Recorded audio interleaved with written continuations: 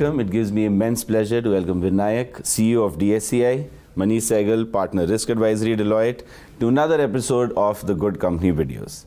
What better topic could we have today for this discussion than privacy? The privacy triad from an individual, industry, and innovation perspective. I have a couple of questions lined up for you, and I'm going to pass them on, get your industry expert views, and Manish from a privacy perspective.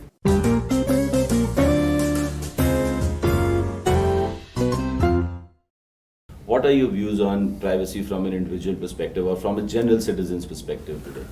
Yeah, so if you look at the way digitization happening, right? We are seeing for our individual use also we are using all of those applications and all of those services in digital way. Plus the enterprises also now looking at digitization means improving the experience of the customer, improving their own productivity, and also trying to create new possibility for them basically. So while that is happening, so data that is getting processed is a personal data that is getting processed in this entire ecosystem basically, and there is a possibility of harming an individual the way the data is being used basically.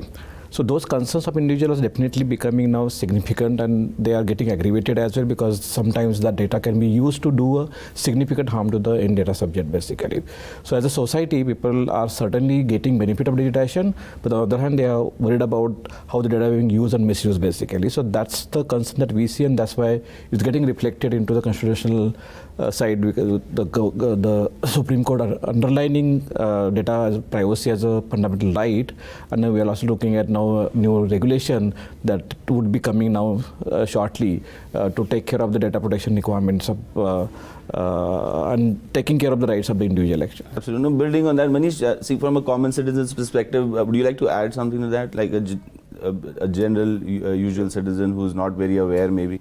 Absolutely. And first of all, thank you so much, Vinayak, for joining us, and thanks, Ashish, for getting this organized. I totally agree with what Vinayak is saying.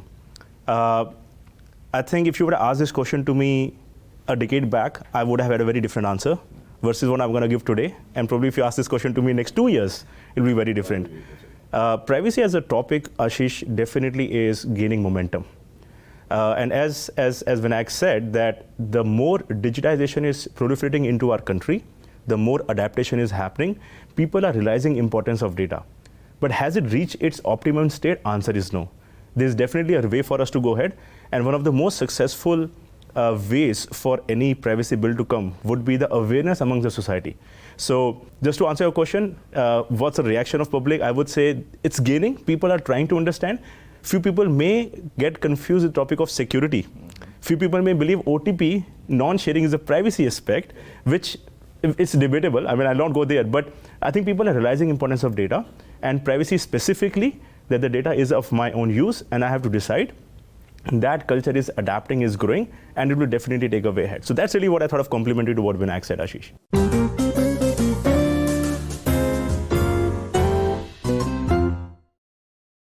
Now, do you think people realize the difference, or there is an education and awareness required maybe on the government parts or bodies like us or the... Yeah, so certainly, because see, there is a distinct idea, concept of a privacy right. And when you say privacy is a fundamental right, means people need to understand what do you mean by that right basically. So as Manish talked about, it may get equated to the security, but security is one principle of many other principles that you need to adhere in terms of privacy right.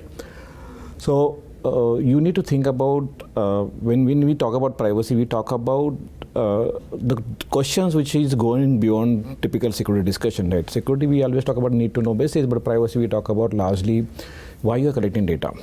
We are asking those ethical, moral questions in terms of privacy, and if the purpose doesn't serve collecting data, then probably that collection of data may not be legitimate in nature basically.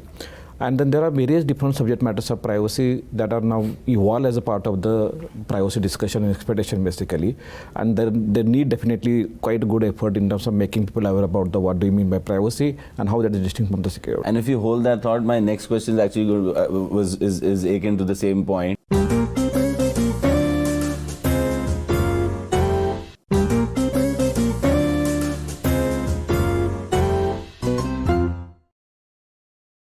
Voice of consumer, voice of customer, there are so many of these surveys and all, and data collection has been an integral part of that, because that is how you get feedback for organizations too.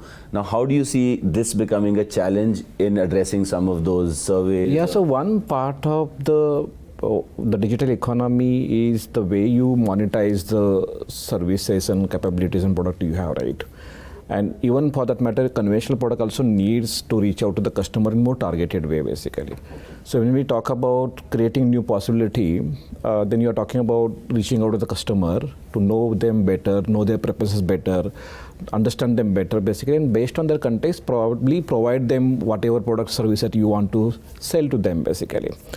But many of these things, like many of these possibility or product or services you will selling, so many of those will now get reutilized because of each of those things that will require the personal data to be collected, it should get reutilized to match to the expectation of privacy which is getting set up by this regulation, basically. So going forward, every time you are engaging with the consumer to get their data and processing their data, you need to ask those questions of privacy, basically. That's what things would change because of the obligations liability coming from privacy. There is no other way to find out the pulse of the consumer or the customer without getting one of these surveys. Now, where do you see the technical challenge coming in from, maybe if a bill is passed or from a privacy concern? Do you think that will hamper the way these surveys are done, or what are your views on that? I would say it's a bit of a premature question, but I'll still make an attempt because a lot depends on what the bill comes out, right? But let us understand, Ashish, who is consumer? You are consumer, I am consumer, Vinayak is consumer, right? I have noticed often, maybe about a few years back, there used to be some people with schemes that you please provide your details, and this is a coupon that we provide to you, and we will end up giving all our personal details to it. Especially at the fuel pumps. Fuel pumps, right? Very recently, I observed, I was filling up the fuel tank, and I observed the rejection ratio was much higher. People were not very open to share their data because they realized that it is not the right thing to do. What I'm trying to relate to this answer is this: it goes back to the first question that you asked. What is the general, privacy building up senses within the people? So I have seen that it's getting a bit better against what it was earlier. But I think Vinayak really made the right point. I don't think it is about stopping the collation of the data or understanding the preferences of the consumer.